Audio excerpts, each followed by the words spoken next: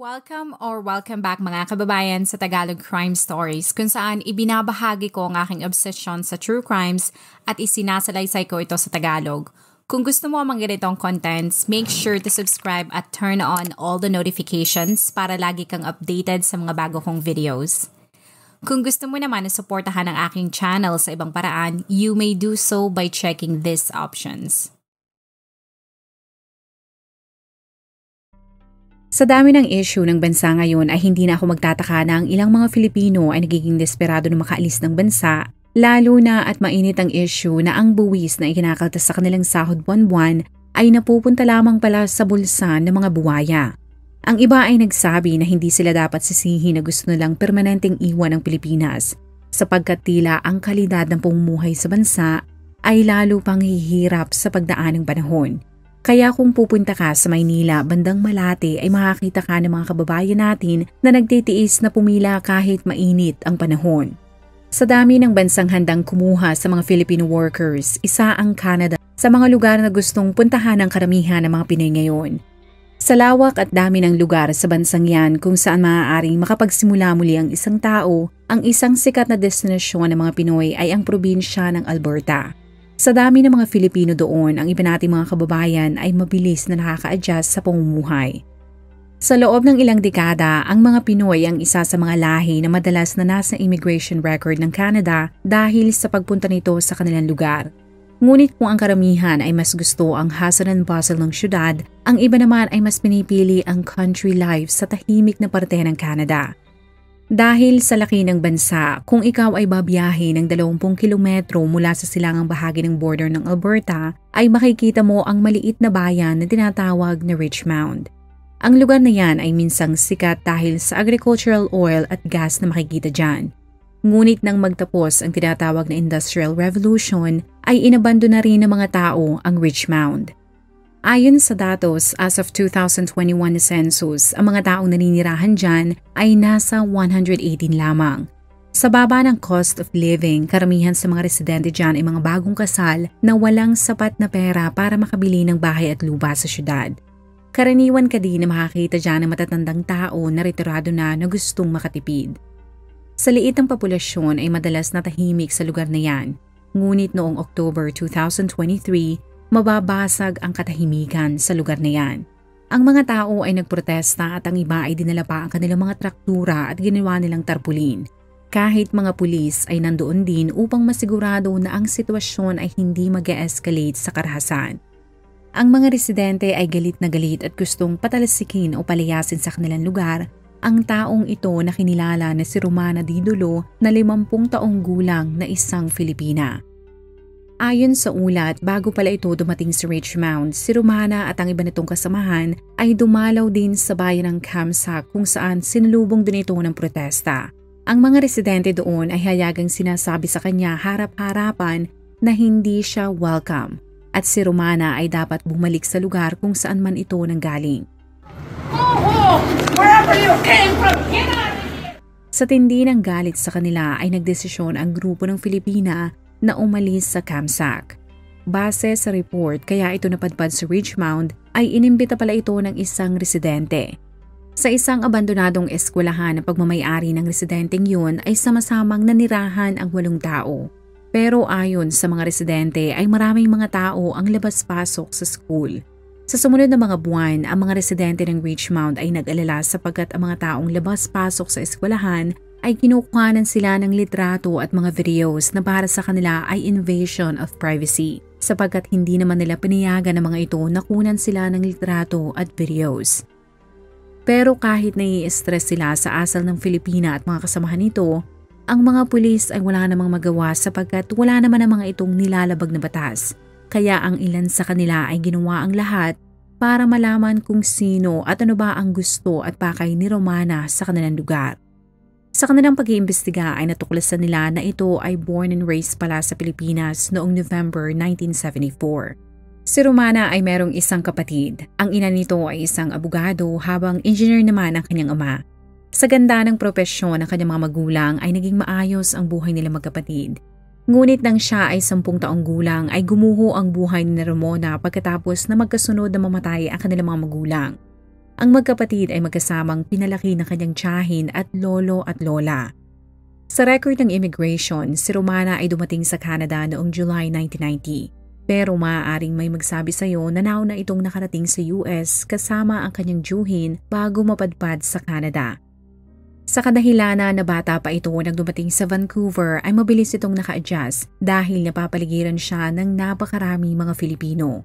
Ang pagkakaroon ng maraming profesional sa kanilang pamilya ang rason kung bakit nagkaroon ng maraming ambisyon sa buhay si Ramona. Sa ulat ay nakalagay na noong early 2000 ay nagbukas ito ng sarili niyang negosyo na tinawag niyang Global Solutions Canada na isang recruitment company.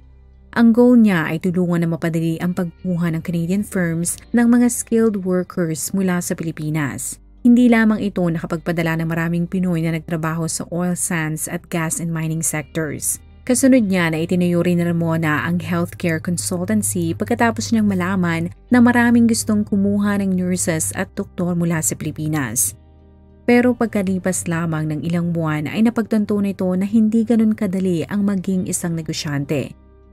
Dahil sa kakulangan niya ng experience, ang mga negosyo ni Ramona ay nalugi. Sa dami ng perang nawala sa kanya, sa minsang interview dito ay inamin niya na minsan siyang naging isang homeless.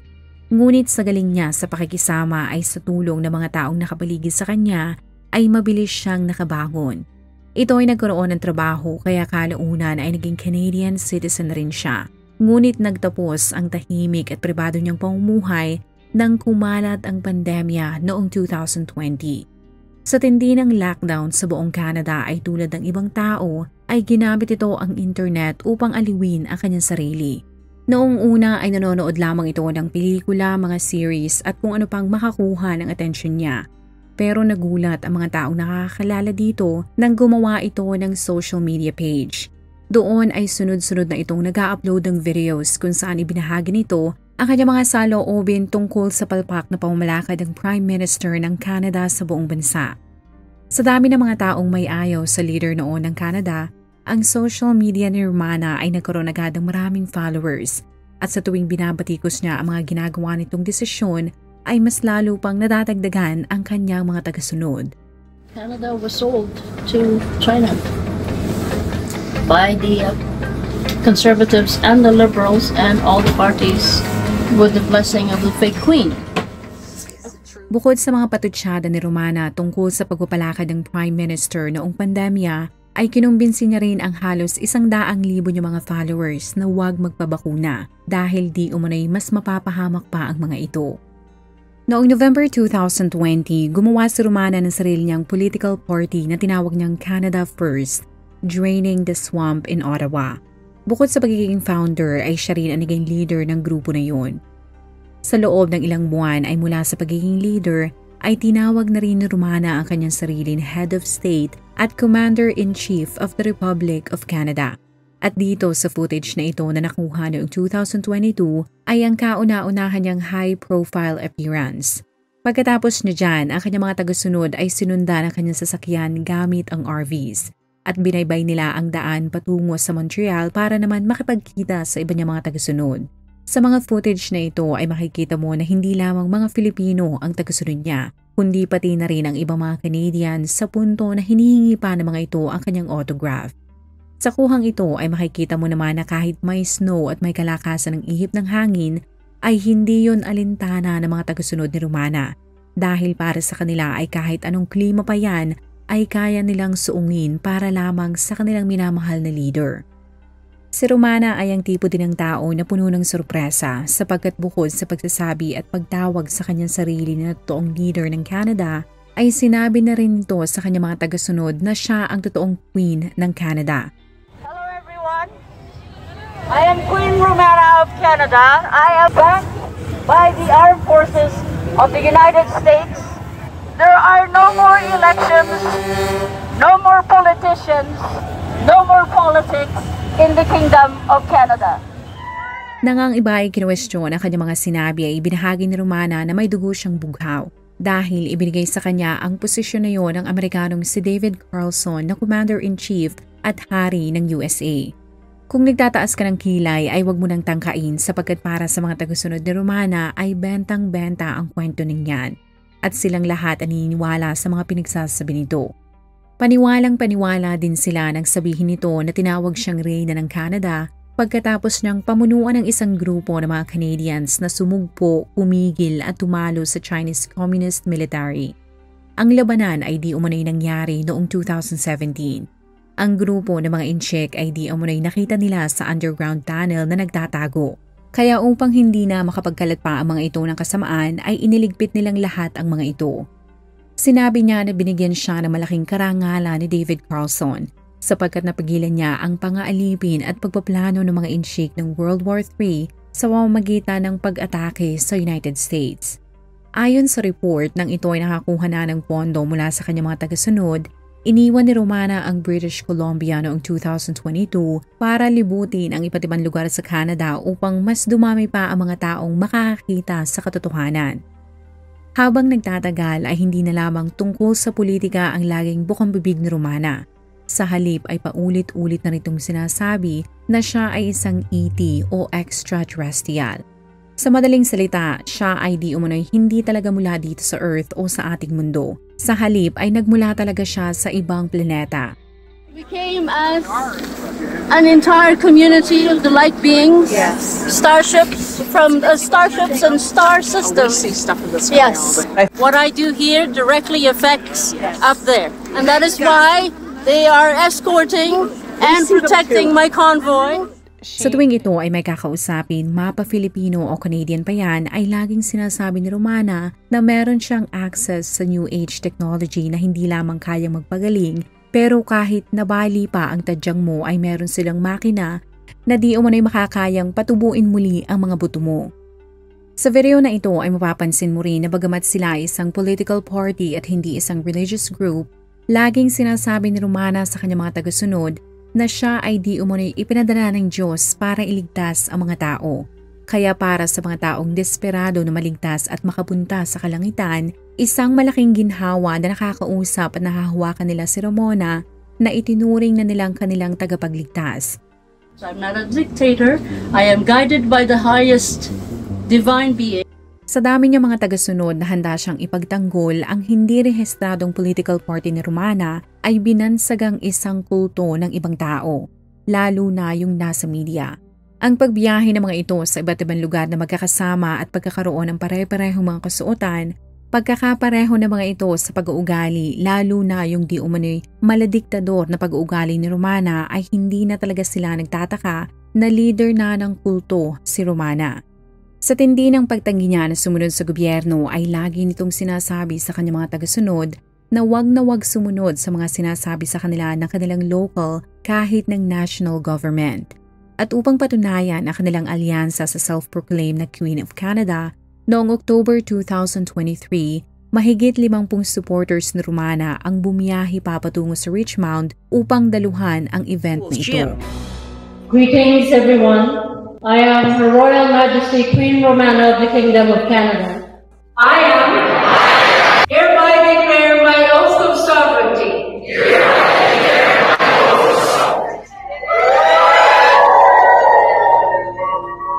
Nang matapos ang seremonya, ipinamigay ni Romana ang pera na tinawag nitong loyalty money na isang made-up currency. Sa madaling salita, ito ay hindi peso o Canadian dollars. Pero ang mga papel na pera ay ginawa mismo ni Romana. Ang footage na ito kasama ng napakarami pang videos ay makikita sa internet. Kaya ang ibang mga kapamilya ng mga kasanib ni Romana ay hindi mapigilan na magalit at hindi sila makapaniwala na ang isa sa kanilang mga kamag-anak ay nauuto ng Filipina. Ngunit kahit anong paliwanag o pakiusap nila sa mga ito, sa halip na makinig ay mas pinipili pa ng mga itong itakwil sila kaysa talikuran ang samahan na binuo ni Romana. Sa pagdaan ng ilang buwan, ang political party na itinuyo nito ay mas lalo pang sumikat. Nang-i-endorse siya ng iba't ibang QAnon influencers na para sa mga hindi pamilyar ay isang far-right American political conspiracy theory at political movement na binuo noong 2017. Sa interview sa mga kapamilya ng mga supporters ni Romana ay sinabi ng mga ito na bukod sa lagi ng mga itong pinapanood at pinapakinggan ang kanilang reyna, ay malaki din ang naging pagbabago ng mga ito, tulad ng hindi na ng mga ito binayaran ang kanilang mga responsibilidad. Kaya lahat ng mga ito ay hindi na nagbayad ng kanilang mga bills tulad ng credit card, property at income tax, insurance at kahit ano pang bills na ipinapadala sa kanila buwan-buwan.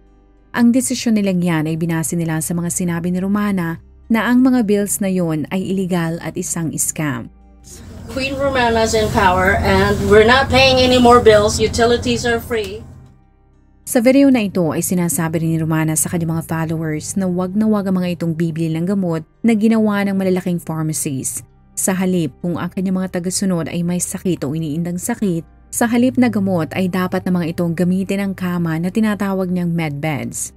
Ang kamang yan na sinasabi niya ay di umanong merong healing technology na kayang makagamot ng cancer at kayang-kaya rin itong patubuin muli ang iyong tadyang. My brother was born with CT cerebral palsy. Yep. Will the med beds help cure that? Yes. It Okay. will realign whatever it is that's missing. If you were missing a particular, Yeah. yeah, Yeah. then it will create one as a human being. They will use that signature as a human being and then perfectly create you as an individual. Kaya ang ibang mga tao na mayroong sakit tulad ng brain injury ay mabilis na itinigil ang konsultasyon at gamutan sa ospital dahil naniniwala ang mga ito na gagaling sila sa pamamagitan ng medbeds. Sa video din na inirelease ni Ramona ay hayagan itong sinasabi na kung ikaw ay isang tao na suportado ang pagbabakuna ay hindi lamang isa kundi 2 bala ng baril ang tatama sa iyong ulo na kinukonsidera ng mga Canadians na isang pananakot. Kasabay ng pagsikat na Romana ay ang pagdami at paglaki din ng bilang ng mga taong nag-aalala sa kalagayan ng kanilang mga kamag-anak sa loob ng eskwelahan sa Richmond. Kaya upang matigil na si Romana sa panluloko sa kanyang mga tagasunod, ang mga tao sa loob at labas ng nasabing bayan ay sumulat na sa mga namumuno ng Canada para palayasin ang mga ito sa abandonadong eskwelahan. Sa takot na baka sila ay pagbalingan ng galit ng mga supporters ni Romana, ang mga residente ng Richmond na dating iniiwan lamang ang kanilang mga pintuan na bukas tuwing gabi ay nagdesisyon ng saraduhan ang lahat ng posibleng point of entries. Sa takot na baka isang araw ay pasukin na lamang ang kanilang mga bahay ng mga supporters ni Romana. Isa din sa rason nila kung bakit sila sumulat para humingi ng tulong sa ibang ahensya at maimpluwensya mga tao sa gobyerno ay sa takot na sa dami nitong taga-suporta na naninirahan sa Richmond ay baka automatic itong manalo kung sakaling tumakbo ito bilang councilwoman. Kung manalo at makaupo sa pwesto sa kanilang bayan, si Romana ay magkakaroon ng impluwensya at mas magiging makapangyarihan ito. Takot ang mga residente doon na gawin itong isang malaking kulto ang kanilang tahimik na lugar. Pero kahit ilang beses silang dumulog sa opisina ng mga politiko kahit mga pulis, ay wala namang magawa ang mga ito dahil walang nilalabag na batas si Ramona. Kaya nang wala silang makuhang tulong mula sa mga kinauukulan, ang mga residente ay lumapit na sa isang TV local news outlet. Ngunit hindi lahat ng tao ay kumbinsido na masama at kulto ang nasabing grupo. Pero kahit na i-release ng news outlet ang hiniing ng mga residente ay wala naman silang nagawa dahil wala ding nangyari sa pagre-release ng report.